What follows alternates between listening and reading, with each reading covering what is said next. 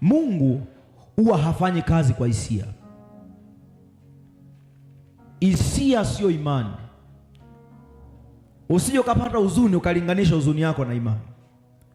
Usije ukafurahi ukalinganisha furaha yako na imani. Imani ni hakika ya kwamba Bwana anaenda kufanya, ya kwamba Bwana ananitendea.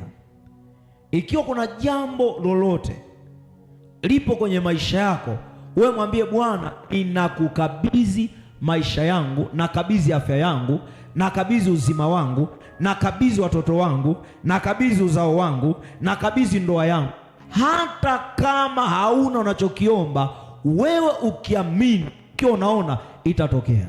Amen. Wengi tunaomba lakini hatuoni. Omba ukiwa unaona, omba ukiwa unaamini. Chukua hatua kwenye maisha ya imani. Chukua hatua kwenye kila ambacho unasema. Chukua hatua kwenye kila ambacho, chukua hatua kila eneo, chukua hatua. Amen. Bwana Yesu asifiwe. Amen. Mimi nimemwambia Mungu, na huwa namwambia Mungu, siwezi kuwa mtu wa kawaida, na siwezi kufa nikiwa mtu wa kawaida. Amen. Na siwezi kuondoka nikiwa, lolote ninalolifanya ninajua kuna ukuu ambao Mungu ameuweka, kuna baraka Mungu ameiweka mbele yako. Amini hivyo hivyo kwa Bwana. Usifanye chochote kwa udogo. Usitembee kwenye maono madogo. Usitembee kwenye afya ndogo. Usitembee kwenye viwango vidogo. Huku ni hakika.